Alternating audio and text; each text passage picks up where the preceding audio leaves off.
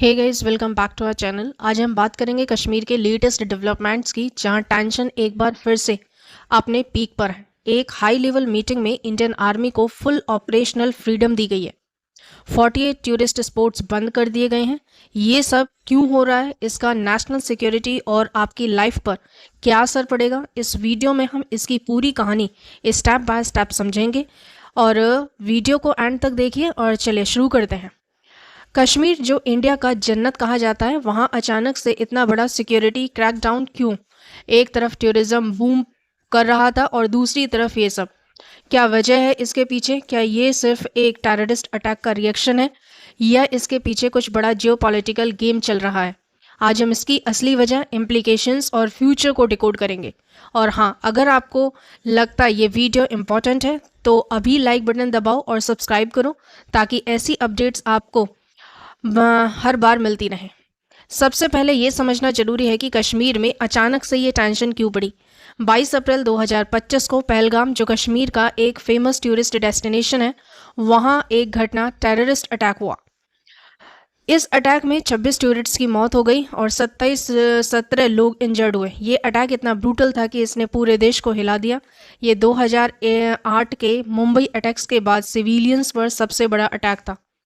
क्या हुआ था एग्जैक्टली?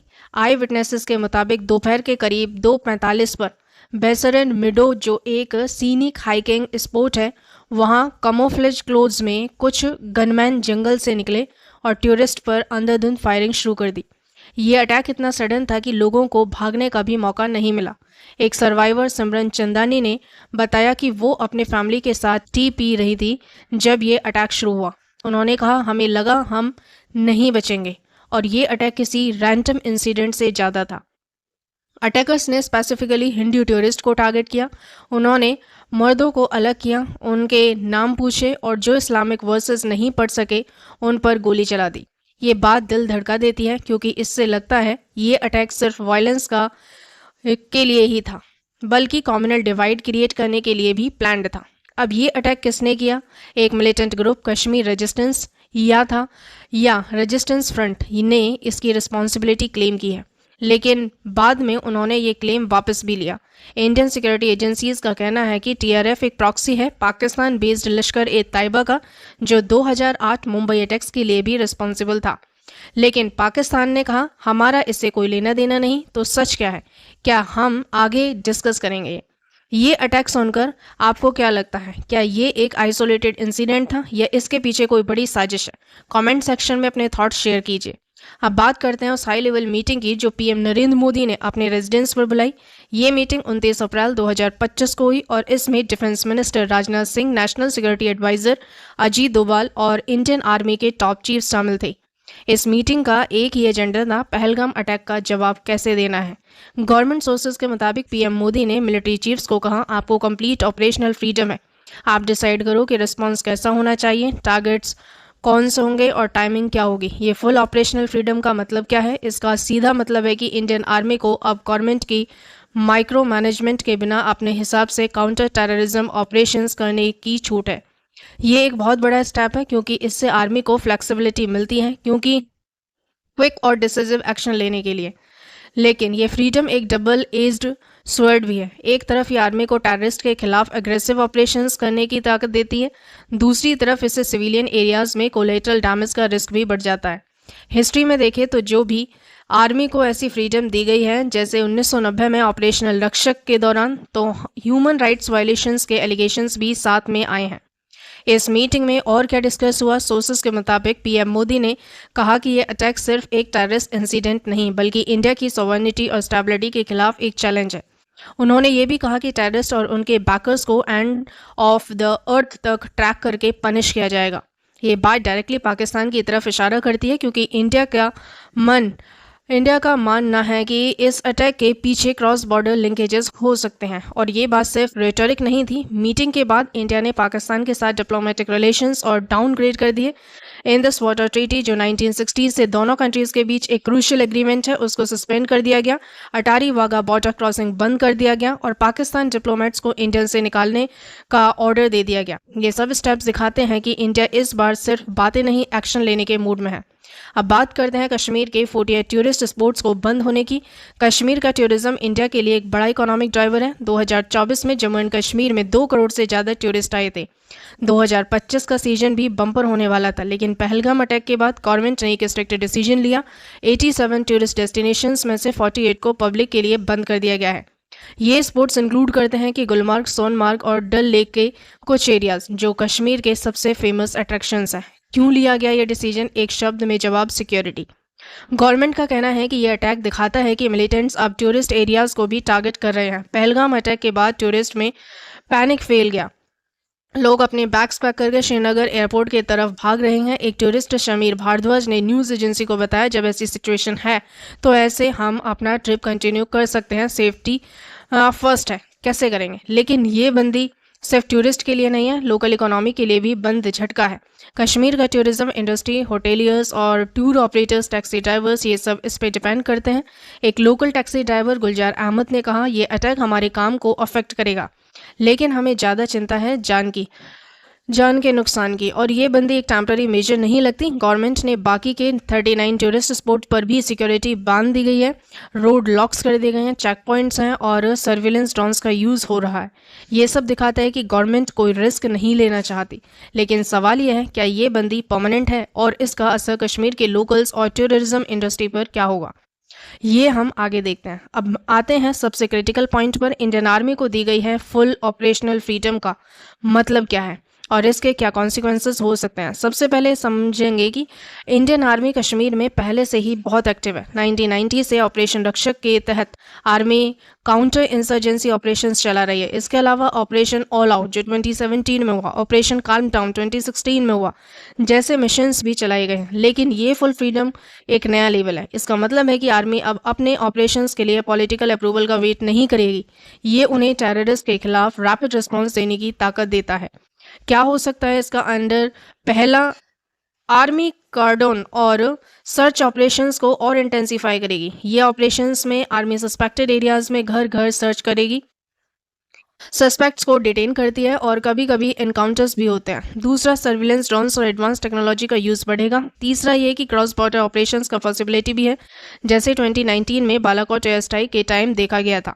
लेकिन ये फ्रीडम एक साथ रिस्क भी है। कश्मीर एक सेंसिटिव रीजन है जहां लोकल्स और सिक्योरिटी फोर्सेस के बीच पहले से ही टेंशन है। अगर आर्मी के ऑपरेशंस में सिविलियन कैजुअलिटीज होते हैं तो ये लोकल पॉपुलेशन में गुस्सा बढ़ा कर सकता है। ह्यूमन राइट्स वॉच और एमनेस्टी इंटरनेशनल ने पहले भी इंडियन सिक्योरिटी फोर्सेस पर सिविलियन अब्यूजेस के एलिगेशंस लगाए हैं, जैसे आर्बिट्री डिटेंशन और extra judicial killings. Armed forces act जो कि कश्मीर में 1990 से है, ये आर्मी को एक्स्ट्रा पावर्स देता है, लेकिन इसकी वजह से ह्यूमन राइट्स कंसर्न्स भी बढ़े हैं। और एक बड़ा सवाल, क्या ये ऑपरेशन पाकिस्तान के खिलाफ डायरेक्टली मिलिट्री एक्शंस तक जाएंगे? 2019 में पुलवामा अटैक के बाद इंडिया ने पाकिस्तान के बालाकोट में एयर स्ट्राइक की थी। क्या इस बार भी ऐसा कुछ होगा? ये डिपेंड करता है इंटेलिजेंस रिपोर्ट्स और गवर्नमेंट की स्ट्रैटेजी पर। लेकिन एक बात क्लियर है, ये फ्रीडम आर्मी को एक एग्रेसिव स्टांस लेने की ताकत देता है। बात करते हैं सिचुएशन के नेशनल सिक्योरिटी इम्प्लीकेशंस की। कश्मीर का इशू सिर्फ इंडिया का इंटरनल मैटर नहीं है, बल्कि एक इंटरनेशनल जियोपॉलिटिकल इशू है। इंडिया और पाकिस्तान दोनों कश्मीर को अपना हिस्सा मानते हैं और इस वजह से दोनों कंट्रीज के बीच 3 वॉर्स हो चुकी हैं। पहलगाम अटैक के बाद इंडिया ने पाकिस्तान पर इल्जाम लगाया कि ये अटैक क्रॉस बॉर्डर टेररिज्म का हिस्सा था। इंडियन पुलिस ने 3 सस्पेक्ट्स के नाम जारी किए, जिसमें 2 पाकिस्तानी नेशनल्स हैं। इंडिया का कहना है कि ये अटैकर्स लश्कर-ए-तैयबा से लिंक्ड हैं, जो पाकिस्तान से ऑपरेट करता है। पाकिस्तान ने इन एलिगेशंस को रिजेक्ट किया और कहा कि ये एक फॉल्स फ्लैग ऑपरेशन था। इसका जवाब में इंडिया ने जो स्टेप्स लिए, जैसे इंदिस वाटर ट्रीटी सस्पेंड करना, बॉर्डर क्रॉसिंग बंद करना और डिप्लोमेट्स को निकालना, ये सब दिखाते हैं कि इंडिया पाकिस्तान पर डिप्लोमेटिक और इकोनॉमिक प्रेशर डाल रहे हैं। इंदिस वाटर ट्रीटी का सस्पेंशन खास तौर पर बड़ा स्टेप है, क्योंकि पाकिस्तान की एग्रीकल्चर और हाइड्रो पावर स्टेट पर डिपेंड करती है। पाकिस्तान ने इसका जवाब देते हुए इंडियन एयरलाइंस के लिए अपना एयर स्पेस बंद कर दिया और ट्रेड सस्पेंड कर दी गई। ये सब देखकर एक बात क्लियर है, दोनों कंट्रीज एक रिलेशंस अभी के लिए अपने लोवेस्ट पॉइंट पर हैं। लाइन ऑफ कंट्रोल पर भी फायरिंग बढ़ गई है। इंडियन आर्मी ने रिपोर्ट किया कि पाकिस्तान पोस्ट से अनप्रोवोक्ड फायरिंग हुई, जिसका जवाब इंडियन ट्रूप्स ने दिया। ये स्कर्मिशेस अभी भी छोटी हैं, लेकिन अगर ये एस्केलेट्स होती हैं तो ये एक फुल फ्लैश कॉन्फ्लिक्ट का रूप ले सकती है। और ये सिर्फ इंडिया पाकिस्तान का मैटर नहीं है, चाइना भी इस रीजन में एक प्लेयर है, क्योंकि वो पाकिस्तान के क्लोज एली हैं और इस चाइना पाकिस्तान इकोनॉमिक कॉरिडोर के थ्रू कश्मीर के डिस्प्यूटेड एरियाज में इन्वेस्ट कर रहा है। अगर इंडिया पाकिस्तान टेंशन्स बढ़ती हैं तो चाइना भी इनडायरेक्टली इन्वॉल्व हो सकता है। इंटरनेशनल कम्युनिटी भी इस पर नज़र रखे हुए है। यूएन ने दोनों कंट्रीज से मैक्सिमम रेस्ट्रेंट दिखाने को कहा है। यूएस प्रेसिडेंट डोनाल्ड ट्रंप ने कहा कि वो इंडिया के साथ हैं, लेकिन साथ ही ये भी कहा कि दोनों कंट्रीज को अपने डिफरेंसेस सॉल्व करने के चाहिए। ईरान ने मेडिटेशन की ऑफर दी है। ये सब दिखाता है कि ये एक ग्लोबल इशू बन चुका है। बात करते हैं सिचुएशन के कश्मीर के लोकल्स और सिविल लाइफ पर असर की। कश्मीर के लोग पहले से ही एक चैलेंजिंग लाइफ जी रहे हैं। 2019 में आर्टिकल 370 के एब्रोगेशन के बाद रीजन में पॉलिटिकल और सोशल चेंजेस आए।